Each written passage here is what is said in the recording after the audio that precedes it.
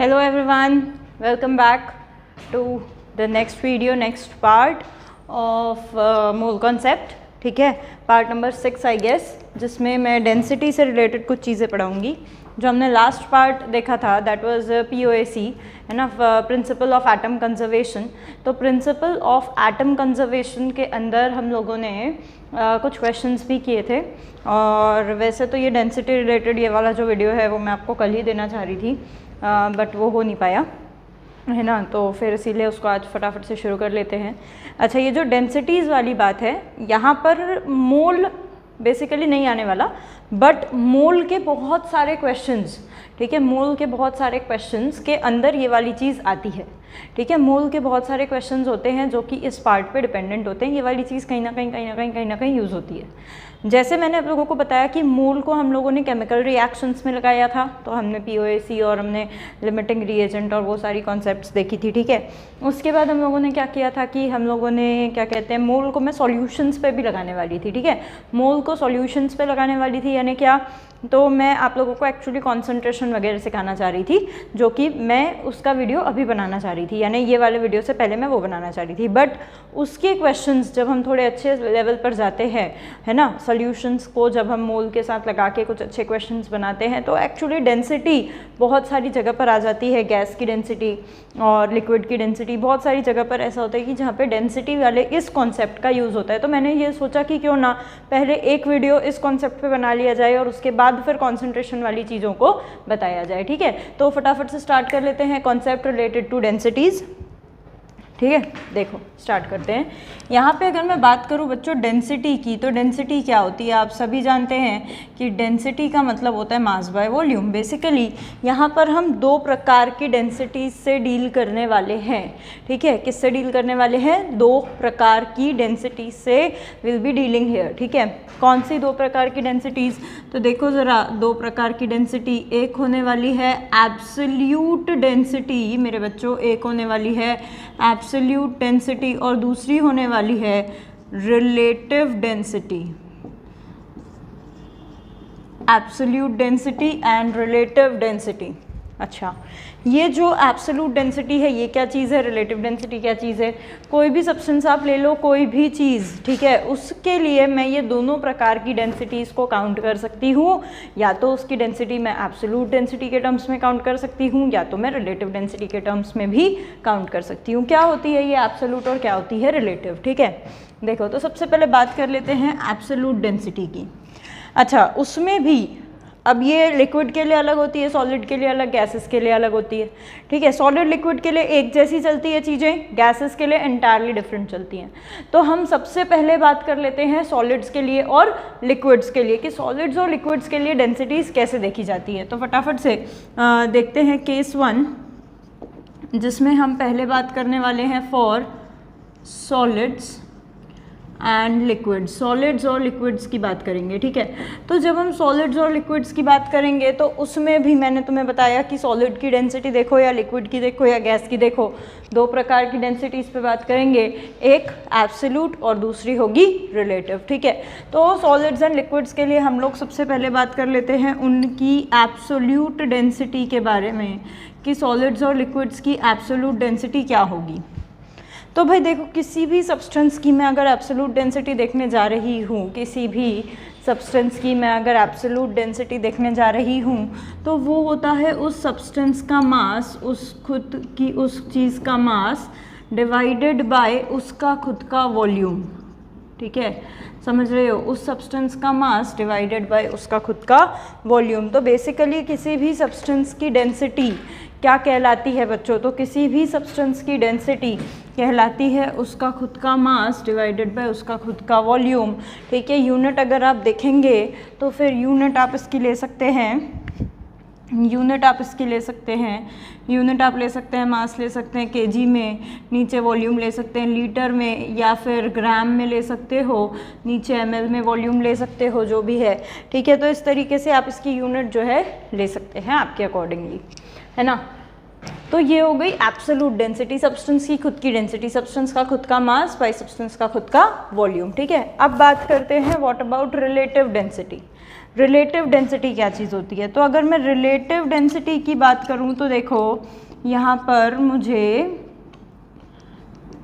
Term नाम में ही दिया हुआ है रिलेटिव डेंसिटी। रिलेटिव का क्या मतलब होता है? रिलेटिव का मतलब होता है इन रिलेशन विथ या फिर किसी के कंपैरिजन में। तो relative density this is basically comparative density. यहाँ पर मैं दो चीज़ों की डेंसिटीज़ का कंपैरिजन करने वाली हूँ, यानी मैं बेसिकली बोलूँगी डेंसिटी ऑफ सब्सटेंस वन, किसी एक सब्सटेंस की density with respect to density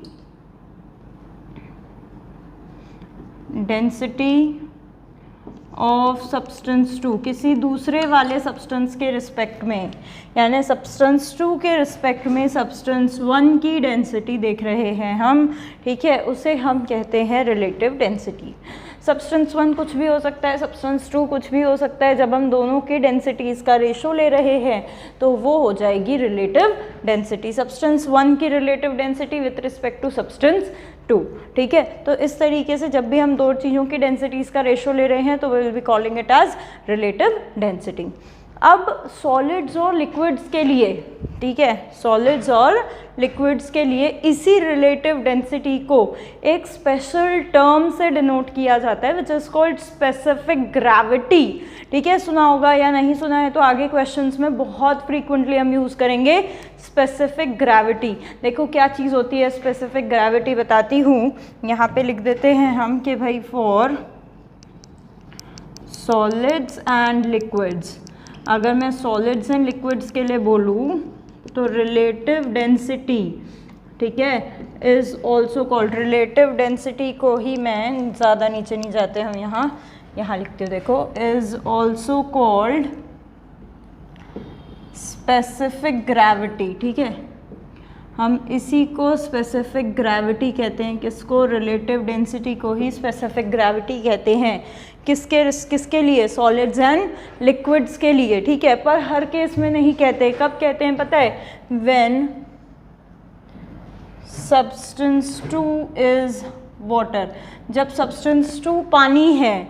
ठीक है, जब सब्सटेंस टू पानी है, सब्सटेंस टू मेरा ये है जिसको मैं डिनोमिनेटर में ले रही हूँ, तो अगर यहाँ मैंने सब्सटेंस टू को पानी लिया हुआ है तो रिलेटिव डेंसिटी को मैं स्पेसिफिक ग्रेविटी कह सकती हूँ। यानी ही स्पेसिफिक ग्रेविटी का फॉर्मूला देखो क्या हो गया, स्पेसिफिक ग्रेविटी चीज़ क्या हो गई, ये हो जाएगा भाई density of substance one divided by density of water. Definitely दोनों की जो यूनिट्स हैं वो सेम होनी चाहिए। ठीक है, अब अगर मैं डेंसिटी ऑफ वाटर की बात करूं तो वो होती है 1 ग्राम पर ml, अगर आप लोगों को पता होगा। ठीक है, 1 ग्राम पर ml। तो मेरी जो स्पेसिफिक ग्रेविटी होती है वो क्या हो जाएगा, देखो, density of substance one in gram per ml, ऊपर भी ग्राम पर ml में रखूँगी क्योंकि रेशो ले रही हूँ, तो जो रेशो है, जो मतलब दोनों के यूनिट्स हैं वो सेम होने चाहिए। ठीक है, density of substance one in gram per ml divided by 1 gram per ml। Gram per ml cancel हो जाएगा और बेसिकली डिवाइड बाय 1 यानी d1 ही आ जाएगा वो। तो स्पेसिफिक ग्रेविटी क्या चीज़ हुई, देखो, specific gravity numerically density of substance one के इक्वल ही आ गई है। ठीक है, तो मैं ऐसा कह सकती हूँ कि भाई स्पेसिफिक ग्रेविटी अगर आपको दी है तो is just a number equal to density of substance. ठीक है, डेंसिटी ऑफ सब्सटेंस के जितना ही नंबर है वो विदाउट यूनिट्स, जिसके कोई यूनिट्स नहीं हैं। क्यों यूनिट्स नहीं है? क्योंकि भाई यूनिट्स तो मैंने क्या कर दिए, वाटर की डेंसिटी को डिवाइड करके कैंसिल कर दिए। मैम क्या सेंस बन रही है इसको बताने की? हमें सेंस ही नहीं समझ में आ रही कि आप बता क्यों रहे हो। हम क्यों पढ़ रहे हैं ये? आपने तो सीधा सीधा ऐसा बता देते कि यार स्पेसिफिक ग्रेविटी दिया है तो डेंसिटी ले लो उसको। हाँ, मतलब वही है उसका, स्पेसिफिक ग्रेविटी दिया है तो उसमें आप 1 ग्राम पर ml से मल्टीप्लाई कर दो और उसको आप डेंसिटी की तरह यूज़ कर सकते हो। बताने के पीछे रीज़न ये था कि बहुत बार क्वेश्चंस ऐसे पूछे जाते हैं जिनमें डेंसिटी नहीं दी होती, वहाँ पर स्पेसिफिक ग्रेविटी दी होती है। बच्चों को पता नहीं होता कि यार ये स्पेसिफिक ग्रेविटी क्या है, नाम है ग्रेविटी वेविटी, तो वो एकदम उसको जीवी से रिलेट करके एकदम कंफ्यूज हो जाते हैं और बहुत ही आसान क्वेश्चंस होते हैं वो छोड़ देते हैं। ठीक है, तो यहाँ पर बताने का तात्पर्य बस ये था कि specific gravity is nothing but the density of substance without units. Specific gravity is nothing but the density of substance without units. आप उसमें ग्राम पर ml मल्टीप्लाई करें, you will be getting density of substance with unit। अब आपको जो निकालना है वो निकाल लो। ठीक है, जैसे क्वेश्चन बताती हूँ, देखो ऐसे कर सकते हो कि भाई calculate the mass of 100 ml H2SO4 solution, और मास भी क्यों, और अच्छा कर लेते हैं, moles of 100 ml H2SO4 solution having specific gravity 4.9। ठीक है, लो स्पेसिफिक ग्रेविटी 4.9 दी है और मोल्स निकालने हैं। ठीक है, मोल्स निकालने हैं, वॉल्यूम दे रखे हैं मुझे यहाँ पर, वॉल्यूम दे रखा है 100 ml। ठीक है, और दूसरा मुझे यहाँ पर स्पेसिफिक ग्रेविटी दे रखा है बेटा, स्पेसिफिक ग्रेविटी 4.9। तो एक काम कर लेते हैं, सबसे पहले डेंसिटी निकाल सकते हैं हम। डेंसिटी क्या हो जाएगा, डेंसिटी ऑफ H2SO4 निकाल सकते हो आप, क्योंकि density of H2SO4 divided by 1 gram per ml यही होता है स्पेसिफिक ग्रेविटी, दैट इज़ 4.9। ठीक है, तो डेंसिटी निकल आया यहाँ से 4.9 इंटू 1 ग्राम पर ml। ठीक है, अब डेंसिटी क्या होता है भाई, तो डेंसिटी होता है मास बाय वॉल्यूम, तो mass by volume is nothing but 4.9। So mass will come out to be volume into 4.9, तो 4.9 into volume, volume is 100 ml। ठीक है, देख लो 4.9 यहाँ पर आपको ग्राम पर ml दिया हुआ है, तो gram per ml multiply by volume is 100 ml, ml cancel, mass बड़े प्यार से आ गया है यहाँ पर, कितना है देखो 490 ग्राम्स आ चुका है। अब आप चाहो तो आप क्या कर सकते हो, सीधा सीधा मोल निकाल सकते हो, which is mass upon molecular weight, that is GMM। Mass is 490, molecular weight is 98, so mole comes out to be 5।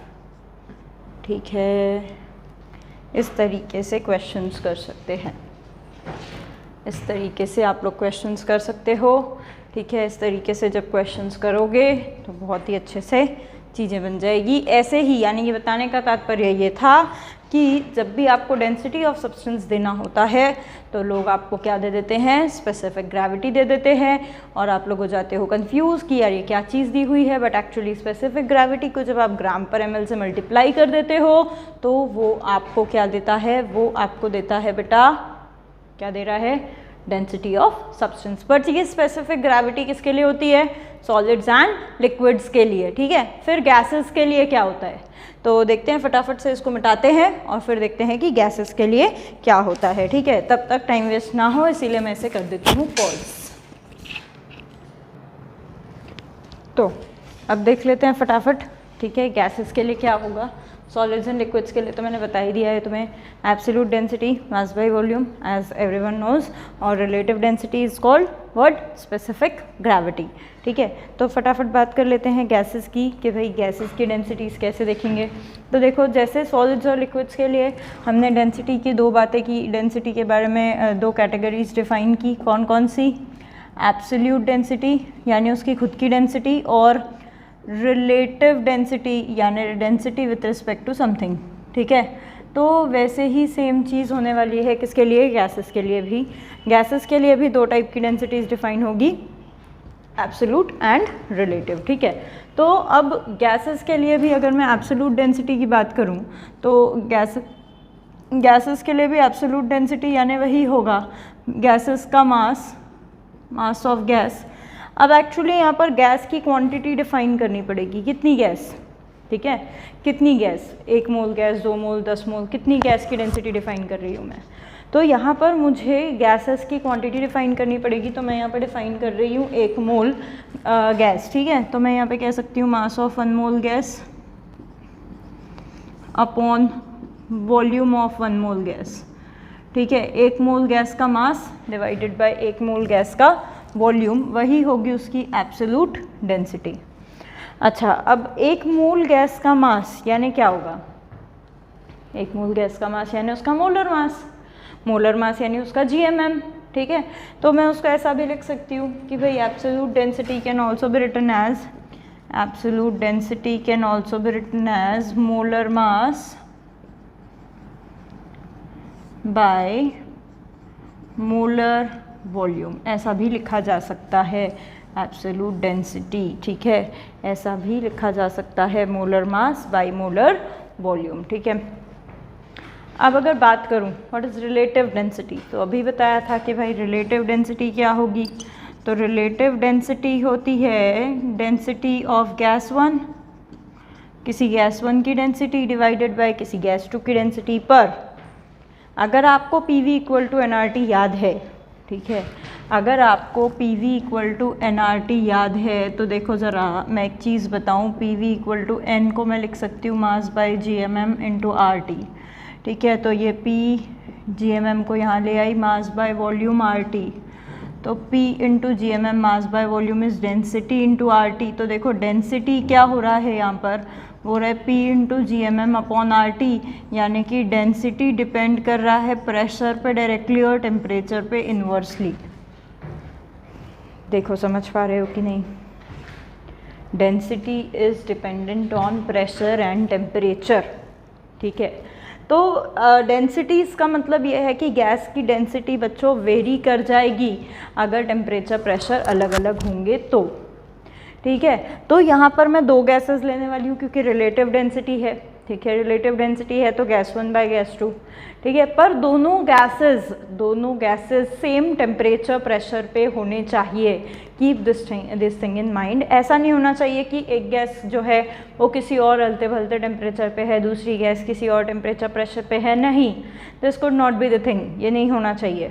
दोनों गैसेस जिसका डेंसिटी आप कंपेयर कर रहे हो वो सेम टेम्परेचर प्रेशर पे होने चाहिए, ये चीज़ समझ लो, ठीक है। तो मैं यहाँ पे लिख देती हूँ density of gas 1 at T1 and P1 temperature pressure और density of gas 2 at again same temperature pressure T1 and P1. So this could be the relative density, ठीक है, density of gas 1 upon density of gas 2, but both should be at same temperature pressure, ठीक है, ये हो जाएगा relative density। तो इसी तरीके से मैं आपको जैसे एक क्वेश्चन दे सकती हूँ, देखो या फिर पहले इसको थोड़ा और मॉडिफाई किया जा सकता है, हाँ बिल्कुल मॉडिफाई किया जा सकता है, कैसे पता है, देखो रिलेटिव डेंसिटी है मेरे पास, रिलेटिव डेंसिटी को मैं ऐसा भी लिख सकती हूँ, डेंसिटी ऑफ गैस 1 लिखा ना मैंने, तो डेंसिटी ऑफ गैस 1 को मैं ये लिख सकती हूँ, देखो डेंसिटी ऑफ गैस 1 यानी molar mass of gas 1। Molar mass को हम क्या कहते हैं भाई, मोलर मास को हम GMM कहते हैं, है ना। तो GMM ऑफ गैस 1, मैं इसको ऐसा लिख सकती हूँ, GMM of gas 1 divided by molar volume, ठीक है, molar volume of gas 1 at T1 temperature and P1 pressure, ये हो गई पहली गैस की डेंसिटी, ठीक है, डिवाइडेड बाय मैं ऐसे लिख सकती हूँ दूसरी गैस की डेंसिटी यानी GMM ऑफ गैस 2 अपॉन मैं क्या लिख सकती हूँ उसको, मोलर वॉल्यूम, ठीक है, of gas 2 at T1 temperature and P1 pressure, मैं ऐसा लिख सकती हूँ। सही बात है, देखो ना भाई, GMM by molar volume, molar mass by molar volume, एक गैस की density divide by molar mass by molar volume दूसरी गैस की डेंसिटी, पर दोनों गैसेस की density should be at same temperature pressure, ठीक है। तो अब ये चीज़ समझती है क्या तुमको कि अगर मैं PV इक्वल टू nRT देख रहे हो तुम, तो मोल मैंने एक कर दिया, प्रेशर सेम है, टेम्परेचर सेम है, R भी सेम है, तो वॉल्यूम भी क्या रहेगा, सेम। भाई 2 गैसेस हैं, दोनों गैसेस का pressure same, mole same, temperature same, तो वॉल्यूम भी क्या रहना चाहिए, सेम। तो मैं सीधा इस मोलार वॉल्यूम को कैंसिल कर सकती हूँ, अगर मैं वो कैंसिल कर देती हूँ तो देखो ज़रा, इसको मैं यहाँ कंटिन्यू करती हूँ, जो मेरा रिलेटिव डेंसिटी है गैसेस का वो क्या आ जाएगा, वो आ जाएगा बेटा GMM of gas 1 divided by GMM of gas 2, gas 1 का GMM डिवाइडेड बाय गैस 2 का GMM। ये बहुत इम्पॉर्टेंट चीज़ है, ये निकल के आई, ठीक है। यानी अगर मुझे कोई इस तरह का क्वेश्चन देता है, मुझे कोई इस तरह का क्वेश्चन देता है कि भाई साहब आप कैलकुलेट करो, कैलकुलेट द रिलेटिव डेंसिटी, आप रिलेटिव डेंसिटी कैलकुलेट करो किसकी, ऑफ SO3 गैस की, ठीक है, किसके रिस्पेक्ट में, with respect to some whatever, methane ले लो, ठीक है, मीथेन गैस। तो वो क्या आएगा, देखो relative density of SO3 with respect to relative density of methane क्या आएगा। तो रिलेटिव डेंसिटी क्या चीज़ होती है भाई, रिलेटिव डेंसिटी होती है GMM ऑफ गैस 1, ठीक है, GMM ऑफ गैस 1, गैस 1 कौन है हमारी, SO3। तो मैं कह सकती हूँ GMM of SO3 upon GMM of methane. बताओ बच्चों फटाफट, 32 और 48, ठीक है, 10 80 बाय मीथेन आ जाएगा 16, मेरे ख्याल से 5 से कट जाएगा, ठीक है ना। सो 5 रिलेटिव डेंसिटी, यानी रिलेटिव यानी density of SO3 is 5 times that of density of methane, we can say that. समझ में आया, density of methane with respect to density of SO3 with respect to methane is 5।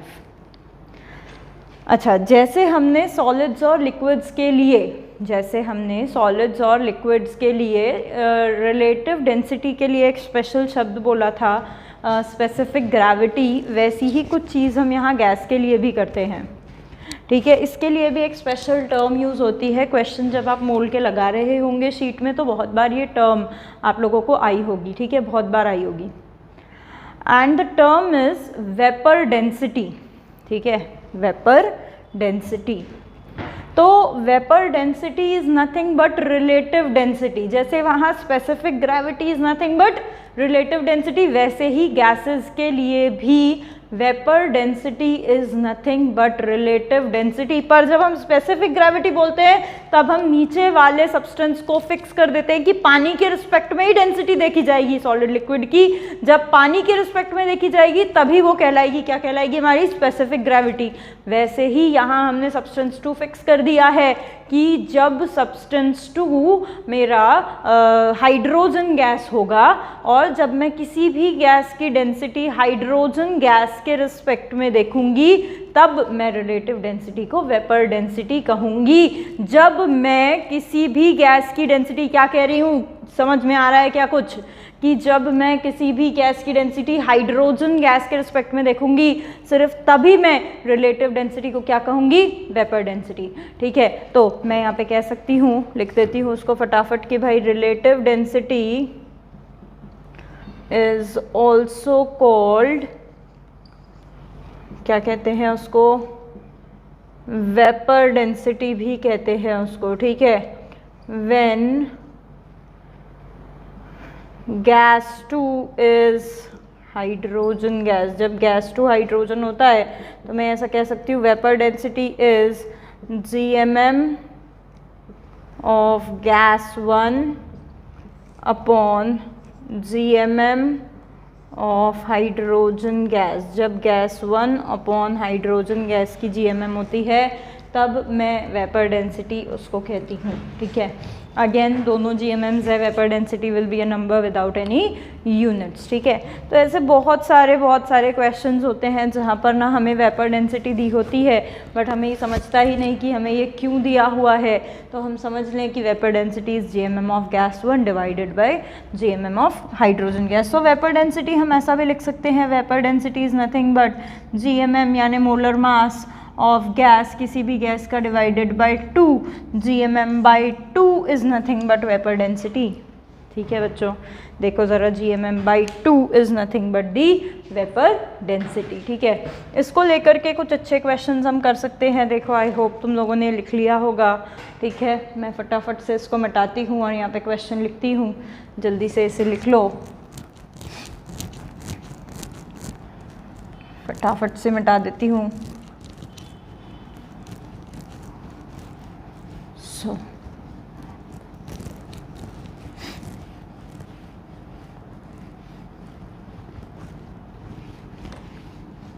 Okay, तो देखो इसमें पहले मैं क्वेश्चन लिख देती हूँ जब तक आप सॉल्व करेंगे, है ना भाई। Calculate the volume of gas, calculate the volume of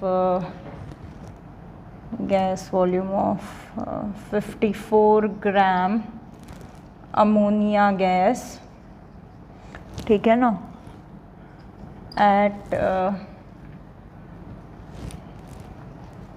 नहीं तो 54 gram of a gas at STP if its vapor density is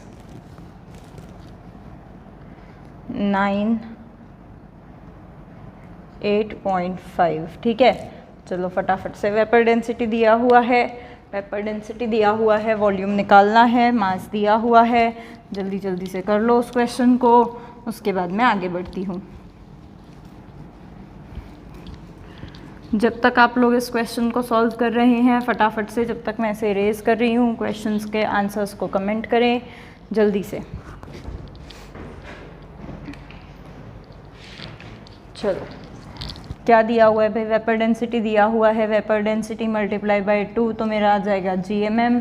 ठीक है, GMM जो आएगा, vapour density is 8.5 into 2 that comes out to be 17 GMM आ गया। Mass पता है मुझे, मोल निकल जाएगा 54/17। ठीक है, 54/17 कुछ मोल आ गया है। उसके बाद मैं वॉल्यूम निकाल लूँगी which is mole into 22.4 which comes out to be 54/17 into 22.4, 3 point something आएगा, 3 पॉइंट समथिंग इंटू 22.4, 70 के आसपास कुछ आ जाएगा, अप्रॉक्सीमेटली 70 के आसपास वॉल्यूम आ जाएगा। कमेंट करो फटाफट से क्या आ रहा है। ठीक है, अच्छा कैसे आएगा वो भी बता देती हूँ, नहीं तो ऋषिकेश अभी पूछ पड़ेगा कि मैम कैसे आप अप्रॉक्सीमेशन ले लेते हो। 17 3 जार कुछ 51 होता है, तो 3 पॉइंट समथिंग से कट जाएगा, वो 3 से बड़ा ही आएगा।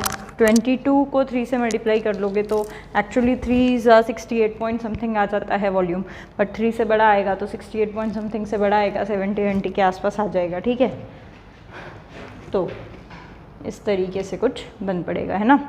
तो अब फटाफट से मैं बाकी का मिटाती हूँ, और अच्छे क्वेश्चंस हैं जो कि मुझे देने हैं। ठीक है, क्या होगा, टाइम वेस्ट नहीं होगा आप लोगों का, तो मैं इसे पॉज कर देती हूँ। So here I come with the another 2 questions of this concept. फटाफट से ये 2 क्वेश्चंस हम लोग सॉल्व कर लेते हैं। ठीक है, फिर ये वाले पार्ट को ख़त्म करके अगले पार्ट पे आते हैं।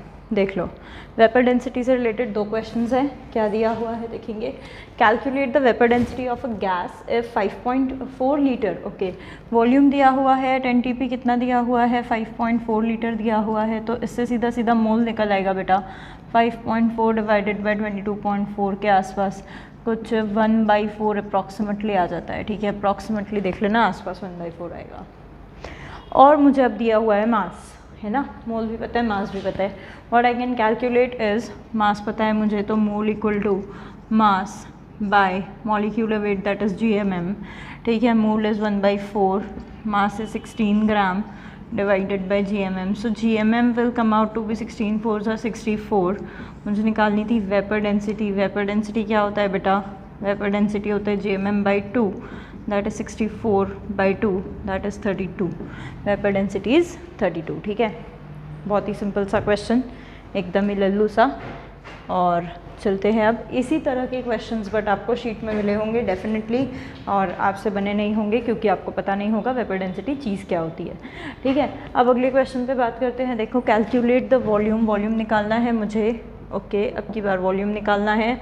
मास मुझे दिया हुआ है 24 ग्राम और मुझे रिलेटिव डेंसिटी दी है, ठीक है। Relative density is half which is GMM/1, GMM of gas 1।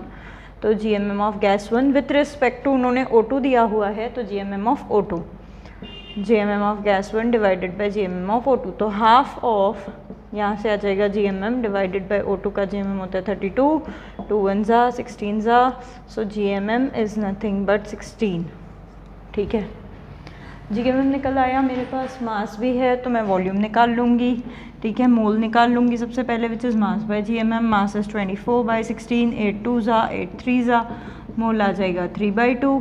Volume निकालना है NTP पे, तो volume is mole multiply by 22.4 which is 3/2 multiply by 22.4 that is 11.2, 33.6 litre, कुछ ऐसा आ जाएगा इसका वॉल्यूम, ठीक है। सो इस तरीके से वेपर डेंसिटी अगर दी हुई है तो उस वेपर डेंसिटी दी हुई जो भी है आपके पास, उसकी मदद से आप लोग बहुत ही आसानी से जो भी चीज़ें हैं कैलकुलेट कर सकते हो या वेपर डेंसिटी कैलकुलेट कर सकते हो। Vapour density is nothing but molecular weight by 2, ठीक है। तो यहाँ पे मैं इस पार्ट को ख़त्म कर रही हूँ विच इज़ पार्ट नंबर 5। फटाफट से मिलो तुरंत पार्ट नंबर 6 के लिए, ठीक है। जल्दी से आ जाओ।